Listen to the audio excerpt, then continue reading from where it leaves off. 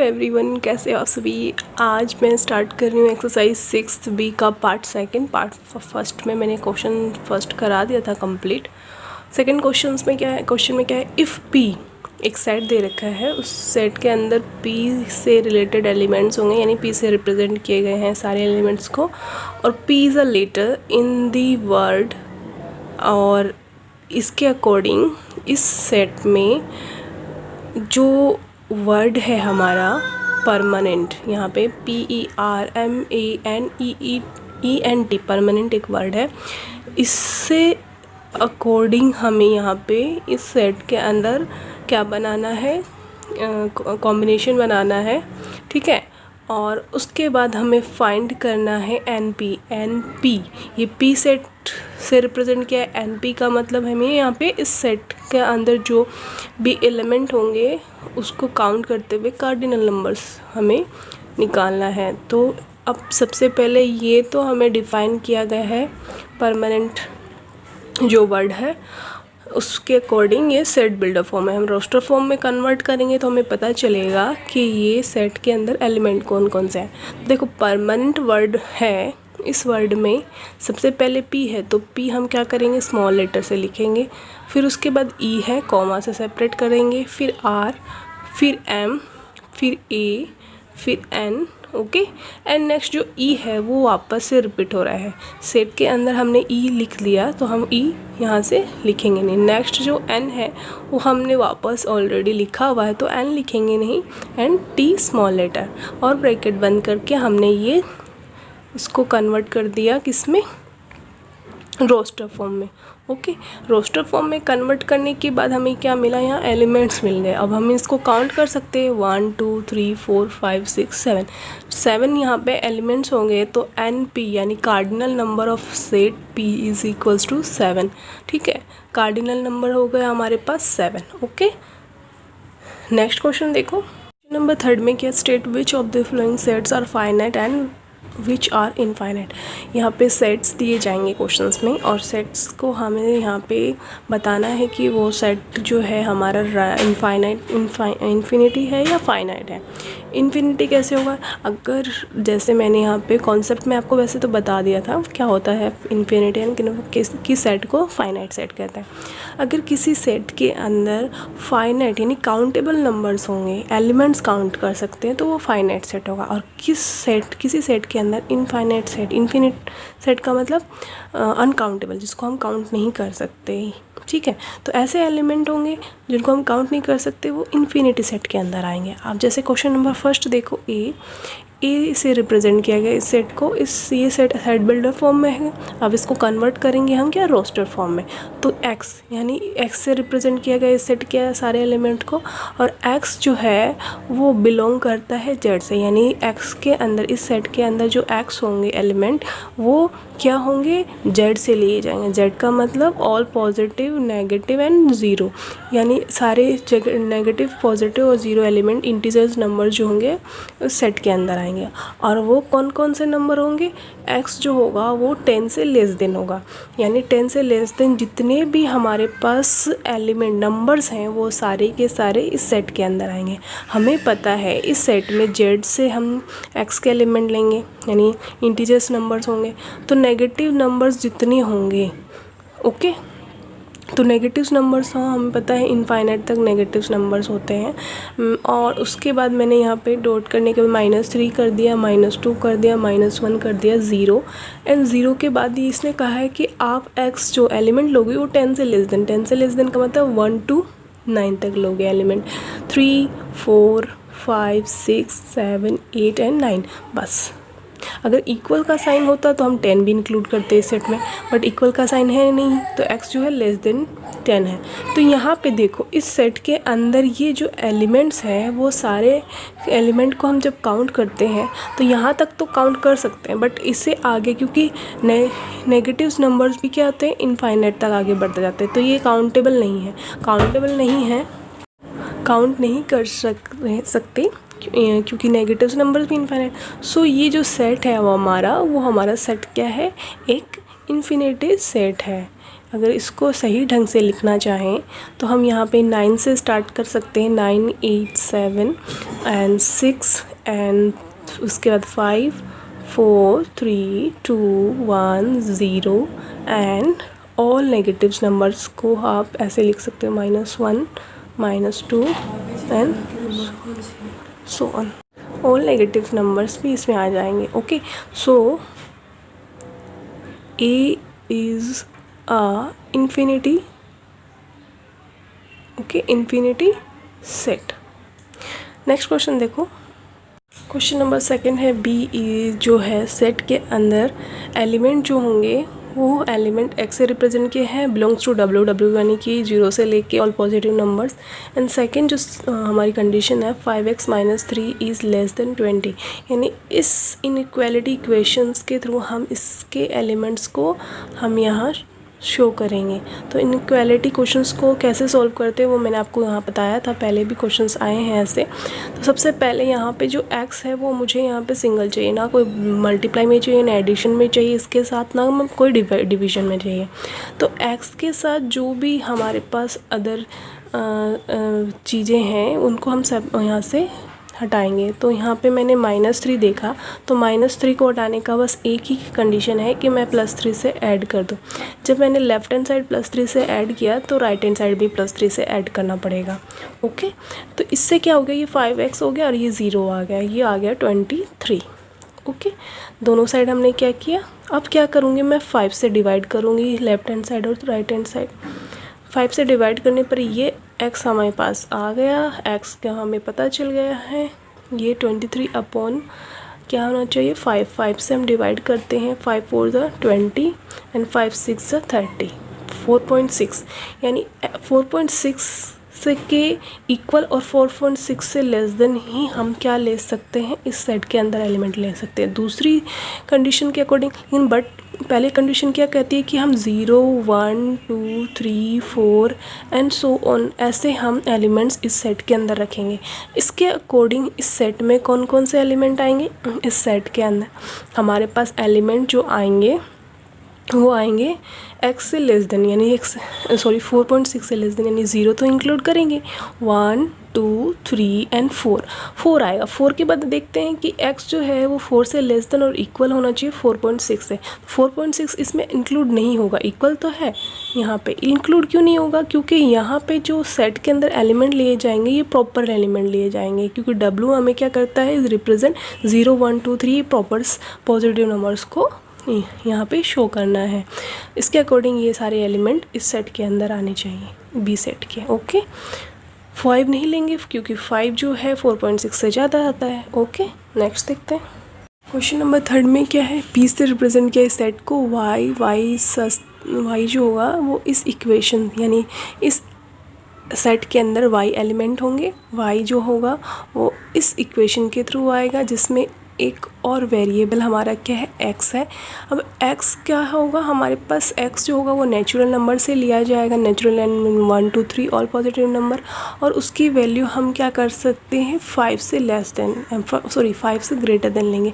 5 से greater than का मतलब हम यहाँ पे स्टार्ट करेंगे 6 से, 6 लिखेंगे, फिर 7 पुट करेंगे, फिर 7 के बाद 8 9 10 ऐसे पुट करते जाएंगे, और उसके बाद हम इन्फिनिटी तक हम x की वैल्यू पुट करेंगे। जैसे जैसे x की वैल्यू पुट करते जाएंगे वैसे वैसे y की वैल्यू हमें फाइंड आउट होती जाएगी। सबसे पहले हम क्या लिखेंगे, सबसे पहले हम लिखेंगे x इज़ इक्वल्स टू 6। क्यों 5 क्यों नहीं, क्योंकि x क्या है 5 से ग्रेटर देन होना चाहिए, तो जिससे y इज़ इक्वल्स टू क्या आ जाएगा 3 × 6 - 2।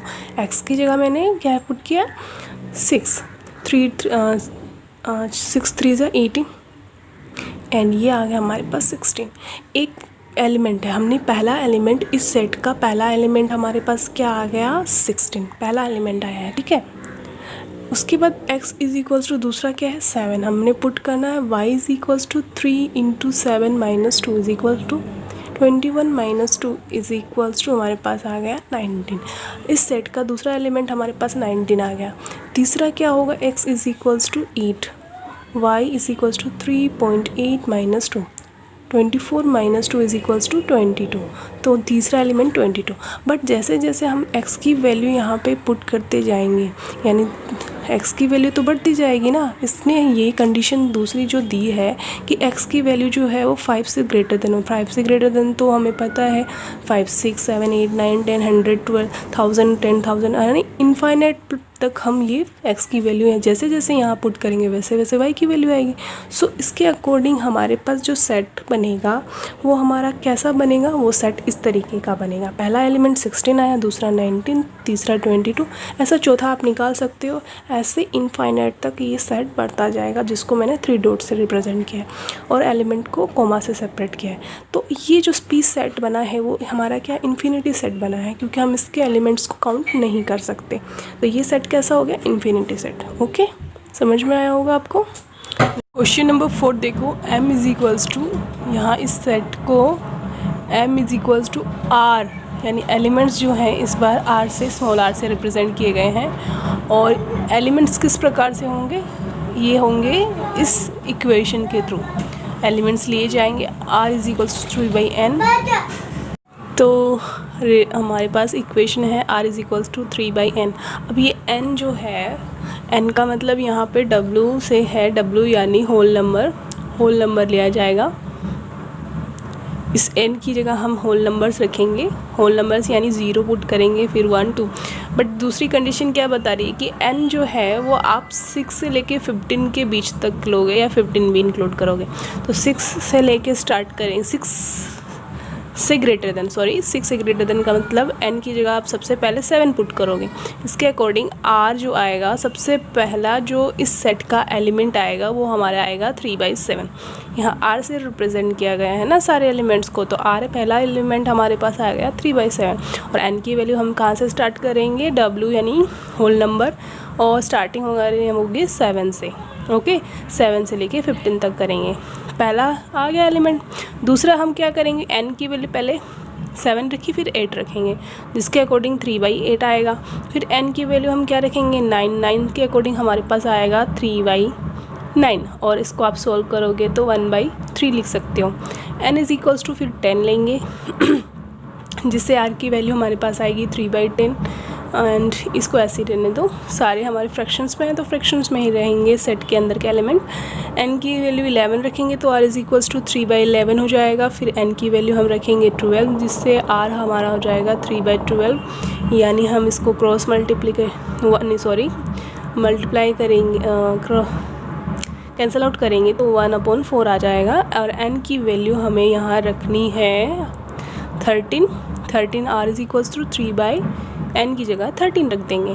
फिर n की जगह मैंने 14 रखना है, जिससे r की जो वैल्यू है वो हमारे पास 3/14 आ जाएगी।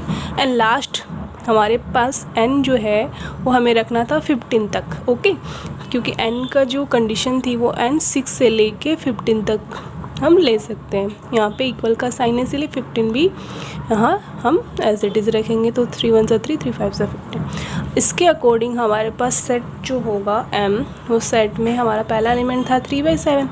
दूसरा एलिमेंट हमारे पास क्या आया था, दूसरा एलिमेंट 3/8, फिर 1/3, फिर उसके बाद 3/10, फिर 3/11 एंड नेक्स्ट 1/4, 3/13, 3/14 एंड लास्ट हमारा 1/5। तो ये हमारे पास ये सेट आया। सेट के अंदर के एलिमेंट हमने यहाँ पे रिप्रेजेंट कर दिए। और सेट में देखो यहाँ पे 3 4 5 6 7 8 9 एलिमेंट है जो कि काउंट कर सकते हैं, इसीलिए ये हमारा क्या हो गया, सेट फाइनाइट सेट हो गया। ओके ना, फाइनाइट सेट। ठीक है, और नेक्स्ट देखते हैं क्वेश्चन नंबर 4 देखो, find which of the following sets are singleton sets. अब यहाँ पे जो सेट को रिप्रेजेंट करेंगे, यहाँ पे वो सेट कैसा होगा उसके बारे में पूछा गया, सिंगलटन सेट होगा या नहीं। ओके, सिंगलटन सेट का मतलब जैसे मैंने बताया था, किसी सेट के अंदर अगर एक एलिमेंट होगा तो वो हमारा कौन सा होगा, सिंगलटन सेट होगा। इसकी प्रॉपर्टी मैंने पहले बता दी थी, आपको डिफाइन किया था मैंने सिंगलटन सेट। सिंगलटन सेट में क्या बताया था, if A set has one single element is called a singleton set. यहाँ पे सेट के अंदर एक एलिमेंट है, इसलिए सिंगल सेट हो गया, सिंगल एलिमेंट वाला सेट हो गया, इसीलिए इसको कहा गया है सिंगलटन सेट। अगर किसी ए सेट के अंदर अगर 0 होगा तो भी वो एक सिंगल सेट होगा। ओके, सिंगलटन सेट होगा। तो इसमें क्या कहा गया है, इस क्वेश्चन में देखो, the set of a points of intersection of two non parallel such that lines in this same plane, यानी एक सेम प्लेन के अंदर, एक ही प्लेन के अंदर आपको क्या करना है, दो नॉन पैरेलल लाइंस लेनी है और इस प्रकार से लेनी है कि वो आपस में इंटरसेक्ट कर रही है। नॉन पैरेलल, पैरेलल का मतलब तो इस तरीके से पैरेलल लाइन हो गया एक दूसरे को, जो कहीं पे भी नहीं काटती है ना, इंटरसेक्ट नहीं करती है। और नॉन पैरेलल का मतलब हो गया, जैसे मान लो ये प्लेन है और इस पे कुछ इस तरीके से वो प्लेन जा रही है, तो वो कहीं ना कहीं आपस में इंटरसेक्ट करेगी, तो वो किसी एक पॉइंट पे इंटरसेक्ट करेगी। ऐसा नहीं है कि वो आगे जाके और किसी और पॉइंट, कोई भी नॉन पैरेलल जो लाइन होती है वो किसी एक पॉइंट पे क्या करती है, इंटरसेक्ट करती है। तो किसी एक पॉइंट पर इंटरसेक्ट करेगी तो वो पॉइंट जो होगा उस पॉइंट को हम, वो हमारे पास जो सेट होगा, वो सेट हमारे पास कोई एक एलिमेंट होगा, तो वो जो एलिमेंट होगा उसके अकॉर्डिंग वो हमारा कैसा हो जाएगा, वो सेट हमारा सिंगलटन सेट हो जाएगा। ओके, कोई भी नॉन पैरेलल जो लाइन होती है वो हमेशा किसी एक पॉइंट पर इंटरसेक्ट करती है, ठीक है। और ये मान लो कोई ए इन यहाँ इसका कोई पॉइंट का नाम हो गया, ओके, तो वो जो एलिमेंट हो गया वो हमारा वन एलिमेंट हो गया, इसीलिए ये हमारा क्या हो गया, सिंगलटन सेट हो गया। ओके, नेक्स्ट देखते हैं। अब नेक्स्ट जो क्वेश्चन है उसमें एक सेट दिया गया है ए, इस सेट के अंदर एक्स एलिमेंट जो हैं वो एलिमेंट कुछ इस तरीके से होंगे, इस इक्वेशन के थ्रू आएंगे। तो एक्स के अकॉर्डिंग, इस इक्वेशन के अकॉर्डिंग एक्स की वैल्यू निकालेंगे, ठीक है। एक्स की वैल्यू कैसे निकालेंगे, 7x, ये इक्वेशन है, तो 11 + 3 लेफ्ट हैंड साइड ले जाएंगे, राइट हैंड साइड ले जाएंगे, ये 14 और x = 14/7 = 2। तो x की जो वैल्यू आई है वो सिंगल हमारे पास 2 आई है, और इस सेट के अंदर हमें और कोई कंडीशन दी नहीं गई है, और जो कंडीशन नहीं है इसके अकॉर्डिंग x की वैल्यू 2 है, तो ये इस सेट के अंदर आएगा। तो a = हमारे पास क्या आ जाएगा, 2 हमारे पास एक एलिमेंट है, तो इस सेट के अंदर अगर एक एलिमेंट होता है तो वो सिंगलटन सेट होगा, ये भी हमारा क्या है, सिंगलटन सेट है। ओके, नेक्स्ट देखो, थर्ड क्वेश्चन है b = y such that y, यानी इस सेट के अंदर एलिमेंट कैसे होंगे, 2y + 1 < 3, 2y + 1 < 3। ये इनइक्वालिटी वाला इक्वेशन है, इसमें n जो है, एंड दूसरी कंडीशन y जो है वो y यानी एलिमेंट्स जो होंगे वो w यानी होल नंबर से लिए जाएंगे। तो इस इनइक्वालिटी में 2 + y < 3, इनइक्वालिटी वाले क्वेश्चंस को कैसे हम टेकल करते हैं, यहाँ पे सबसे पहले मुझे y सिंगल चाहिए, प्लस माइनस कुछ नहीं चाहिए, तो 2y + 1 है, +1 को हटाने के लिए -1 कर दें, तो ये हमारे पास क्या आ जाएगा, -1, तो 2y + 1 -1 0 हो जाएगा, और यहाँ पे 3 में से 1 सब्ट्रैक्ट करेंगे 2। ऐसे क्वेश्चंस कराए हैं मैंने, यहाँ पे अगर लेफ्ट हैंड साइड -1 किया तो राइट हैंड साइड भी -1 करना पड़ेगा। इस 2 से मेरे को हटाना है, तो डिवाइड करना ही मेरा एक ऐसा कंडीशन है, डिवाइड करते ही y = 1 आ गया। y की वैल्यू जो है वो हमारे पास क्या है, <1, यानी 1 से कम होएगी y की वैल्यू, और इस सेट में y एलिमेंट आएंगे, और y हमारे पास क्या आएंगे, w क्या है, यानी होल नंबर जो कि 0 से स्टार्ट होता है, 0 1 2 3 and so on, all positive number.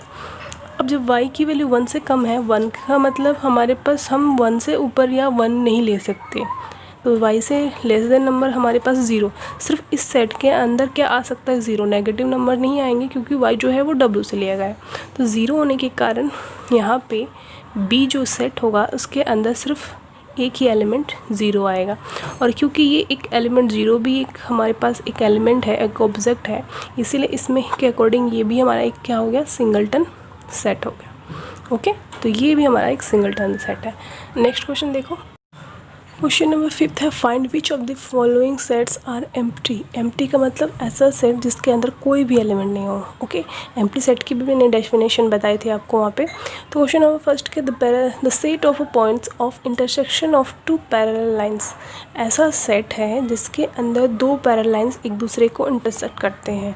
तो सेट के अंदर एलिमेंट कैसे होंगे, देखो हमें पता है एक प्लेन के अंदर अगर 2 पैरेलल लाइन लेते हैं दो पैरेलल लाइन। ओके, तो पैरेलल लाइन जो है वो कभी भी आपस में इंटरसेक्ट नहीं करते, तो कभी इंटरसेक्ट नहीं करेंगे ना, तो किसी पॉइंट पे वो इंटरसेक्ट ही नहीं होंगे, तो इसका मतलब उस सेट के अंदर कोई एलिमेंट ही नहीं होगा। तो वो सेट हमारे पास कैसा हो जाएगा, वो हमारे पास हो जाएगा एम्प्टी सेट, जिसको हम रिप्रेजेंट करते हैं इससे या फिर इस वाले सिंबल से फाई से। तो ये जो सेट है हमारा, वो हमारा क्या हो जाएगा, एम्प्टी सेट, क्योंकि दो भी पैरेलल कभी भी एक दूसरे को इंटरसेक्ट नहीं करते।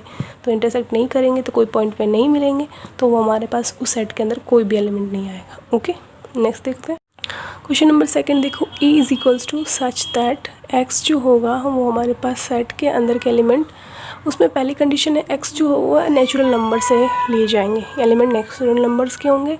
और इस सेट की दूसरी कंडीशन ये कहती है x की वैल्यू जो है वो 5 से ग्रेटर देन होनी चाहिए और 6 से इक्वल या लेस देन होनी चाहिए। तो इस सेट के अंदर आपको पता चल रहा है कि इस सेट के अंदर हमारे पास 5 और 6 के बीच में कोई एलिमेंट नहीं है, बट इसमें इक्वल का साइन है, तो यहाँ पे ओनली 6 एक एलिमेंट आएगा।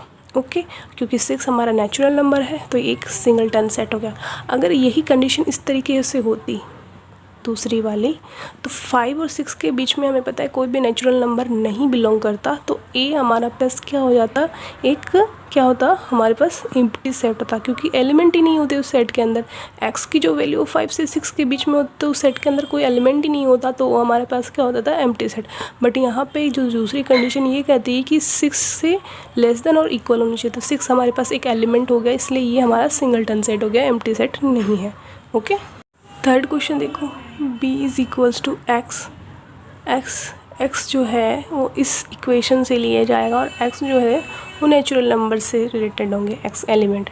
तो x² + 4 इज़ इक्वल्स टू 0। इस इक्वेशन को कैसे सॉल्व करेंगे, सबसे पहले x की वैल्यू निकालें, तो ये आ जाएगा -4 राइट हैंड साइड। तो x इज़ इक्वल्स टू, ये आ गया -4। तो अगर मैं इसे यहाँ स्क्वायर हटाना है, तो बोथ साइड में क्या करूँगी, रूट लगाऊंगी।